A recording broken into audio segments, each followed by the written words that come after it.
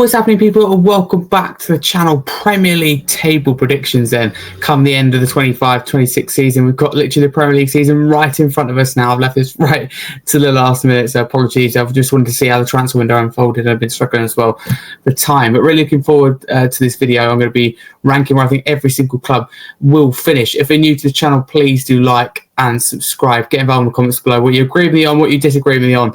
So we're going to go through it chronologically. Let's get straight into it. I'm going to talk to you through my reasoning as well. Sometimes there might not be too much logic to it. We'll start with Bournemouth.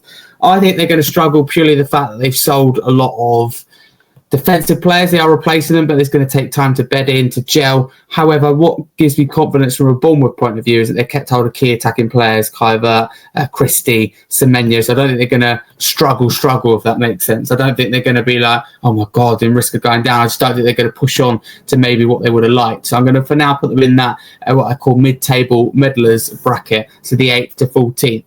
And when we get later into this video, that's when I'll start to decide where they sit amongst that table. So I haven't given a confirmed position to Bournemouth. I'm thinking around kind of 11th, 12th, but that's where it unfolds a little bit later.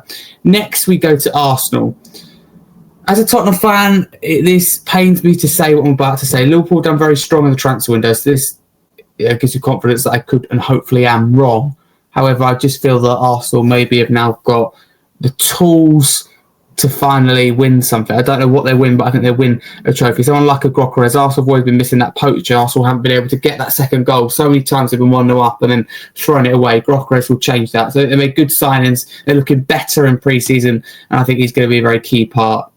So unfortunately, I'm going there because I don't think Liverpool will end up getting Isak or Mark Gahey, which maybe will just mean Arsenal win the title. To be clear, for what you're about to see, don't panic, because I think it's going to be very tight. I think it could be 3 or 4 clubs that split by literally 2, 3, 4, 5 points max. I think it's going to be so tight, it's not going to be like last year. No one's going to run away with it. So I'm not saying Liverpool are going to have an awful season at all. I really don't think that. Aston Villa, no one's really spoke about them, and that could be a good or bad thing. Gusselin's a good signing, but they let Ramsey go. You're also losing a very good player to Newcastle, but it's what they do with that money. So I think Villa are going to struggle. That could be maybe the end to Unai Emery's time as Villa boss, mid-table medalist. So they would hope, of course, for more for Europe. But we'll have to see. Could be the dark horses. You never know. Brentford, season of change, a summer of change. It's going to be very difficult for them. I think they've got a decent manager in charge. I think he's okay. Maybe a little bit uninspiring, you could say. I don't think they've done enough in the transfer window. I think nice goalkeeper signing in Kelleher. But apart from that, it's not good for Bournemouth when you lose with Burmo, you lose Norgard. You've lost so many key players all over the park, and Frank and he's pretty much his whole coaching team as well. They didn't even have his assistant stay. So Wisser as well, Willie Lee, it looks like he's refusing to play for Brentford. So I think Brentford will find themselves in a really sticky relegation tussle. And I find this tough. Oh, they're going to stay up or not? I think Brentford are going to go down, which I still think we're unpopular. I don't think I'll be the only one who's going to say this, but it'll be generally unpopular. I think I think they'll be going down. So they're the first team to be in my relegation category, 18th to 20th. Next, Brighton Hove Albion, Fabian Hertzler in charge. A lot of it depends on their business, whether they keep someone like Belieber. One of the two things is going to happen. They're going to really flop, or they're going to really push on. I don't see them having a similar season. I think there'd be a dangerous outfit. I'm tempted to put them here, kind of 5th to 7th European champions, but it's a really tough one. I tell you what, I'm going to put them in the mid-table medalist, but maybe the upper mid-table medalist. So I kind of contradicted myself, similar to last season, where I think they might get more points, because I think there'll be more competition in the league this year. Burnley under Scott Parker, will they stay up or not? Third time lucky, potentially, for manager Scott Parker. I think he's learned a lot of lessons probably from being in the Premier League and his 2 failed experiences, I suppose, where he has failed to keep a team up so far. Neat signings from Burnley, I would say. Very good signings of Martin de Bracker. They still miss Trafford's distribution, but I think that's still a very good signing. I think that's a really important signing. I think it's one where they're not going to feel the damage too much. Premier League experience. Kyle Walker's a good signing. Broja could work out. Let's put £55 million they gave to Chelsea though for 2 okay players. So I'm not sure what Burnley were thinking there. I think Chelsea did get the better deal, but Broja stays fit and scores. That individual deal, I don't think Chukwuemeka's a good deal, but Broja could be. Burnley, will they stay up? I think they're going to be battling right to the final day and just about stay up. That's my first bold prediction. Well, it's few. Well, not first bold prediction, but the boldest so far. Chelsea, what can they achieve this year? They've got Champions League football. Can they be in the title fight? Genuine conversation, because the winner they've had, especially if they can get Xavi Simons in or Garnacho. Garnacho looks the more likely at the time of recording. So I think they're going to be in that battle, kind of second to fourth, easily the top four. And like I said, I think it's going to be really closely split. And I'll explain a little bit later when we get to Liverpool, Man City, just how close I think it will be split. Crystal Palace, I found them, I'm going to say it now, I think they're the hardest team out of anyone here, one of the hardest anyway to predict, because we don't know the future of Eberechi Eze and we don't know the future of Mark Gahey. That's two massive players that could determine a lot. Just won a trophy. Will it all fall apart for Glasner if they let Gahey and Eze go? Palace do more on the window. Their transfer window worries me a little bit. I don't think they've done anywhere near enough. It's a real tough one. It's a real tough one. Crystal Palace, I feel, will be a mid-table meddler, and I think might just about get in over Aston Villa. Everton, I think they're really going to push on. I couldn't be clearer on my stance on Everton under David Moyes. It's a really exciting time to be a Toffees fan. New stadium, David Moyes in charge for a whole season again. They looked really promising last year. They kept hold of their key players, Tarkowski, Brathwaite, all their key players. Pickford, Nadai. So they're in a really healthy position, and they've reinforced in the window and made some really nice signings. Jack Grealish is another one. I think they're going to be... It's between a mid-table meddler and a European contender. I'm flicking between here. I'm going to go an outside European contender. Again, probably a little bit bold, but I think a lot of people will agree they're definitely in for a top half finish, potentially. Fulham, again, a lot of it depends on the window, the future. Rodrigo Muniz, unknown. Can they replace him with Kevin? I think Fulham have got a sideways window, and I just see them having a very kind of season, if you like, not really going anywhere. So there we go. And I believe that nearly complete. We've got that little bit in the mid-table meddlers isn't far away from being completed. Leeds United, unfortunately for Leeds fans, I think will be going straight back down. They haven't done enough at the window at the time of recording. It's not a lot that they have done at all. They really haven't. Sean Longstaff, I think, and Dominic Calvert-Lewin is expected to be the next, but it's too little too late for Leeds and Daniel Farke compared to the other clubs. Liverpool, I think, will finish second in the Premier League this year. I think it's going to be incredibly tight, and that leaves me on to, I'm going to commit to this, and I can explain Manchester City fall. I think you'll struggle to see, and this is not rage bait, it's not clickbait or anything like that. This is what I genuinely believe. I think Arsenal finished first. Liverpool finished second, Chelsea finished third, and Manchester City will finish fourth. But hear me out. I think that those top four will be split by about 5 points, 6 maybe. I don't think it's going to be a lot. I think it's going to go down to the final 2 game weeks, especially. I think final 2 game weeks, and then I think City will slip out with kind of 2-3 weeks to go.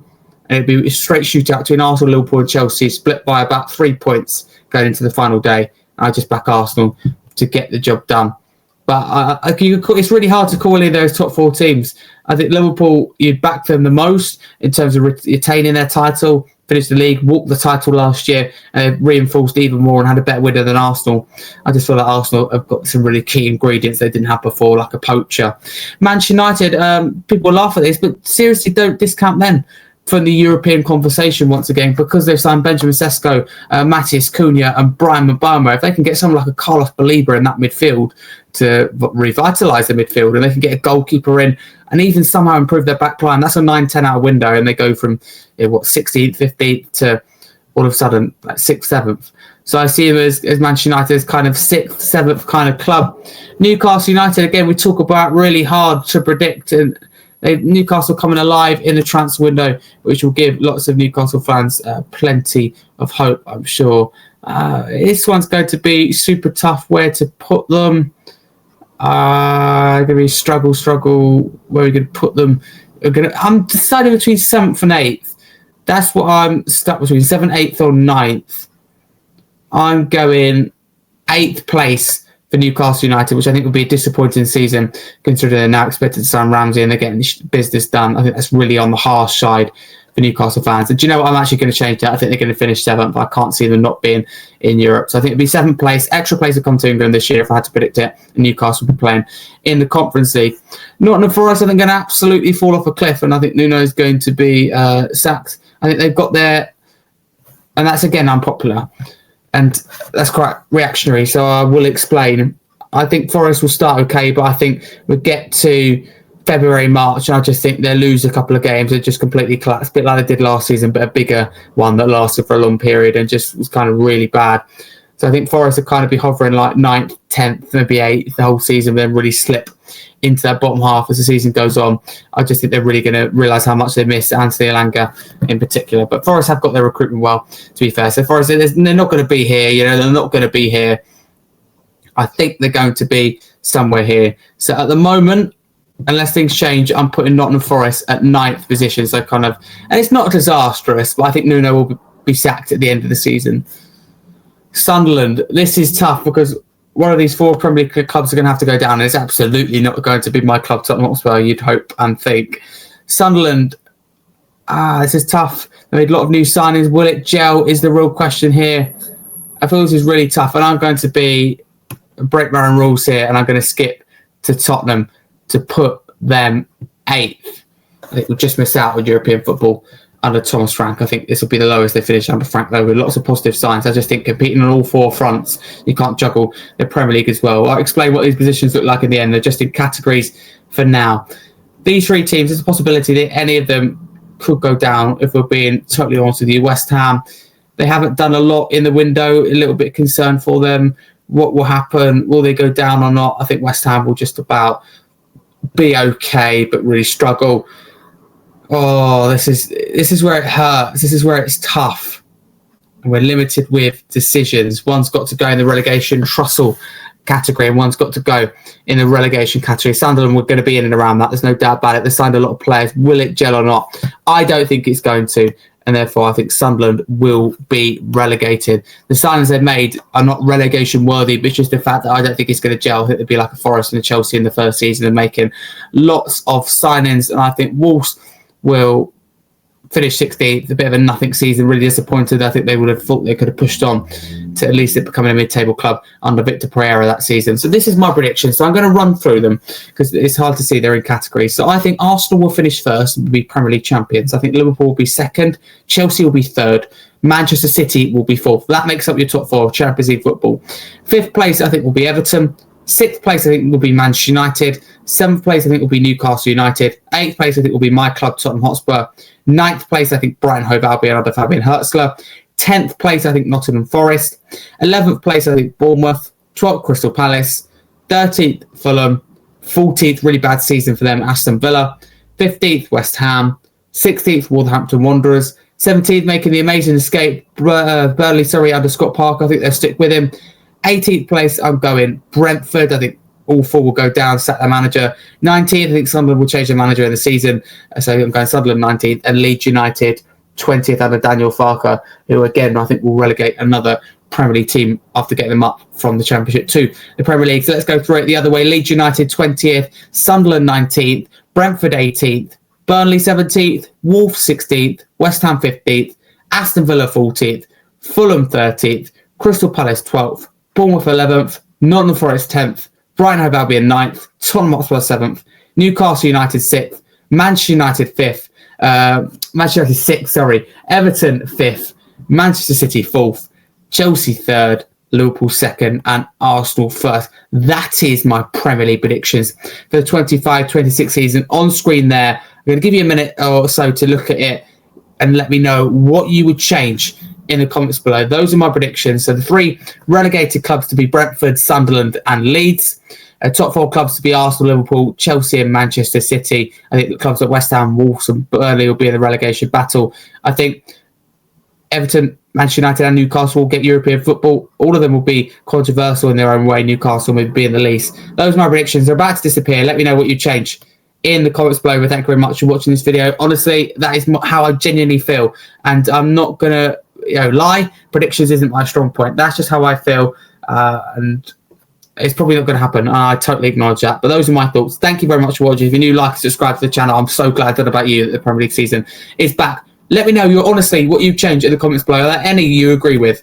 Thank you for watching.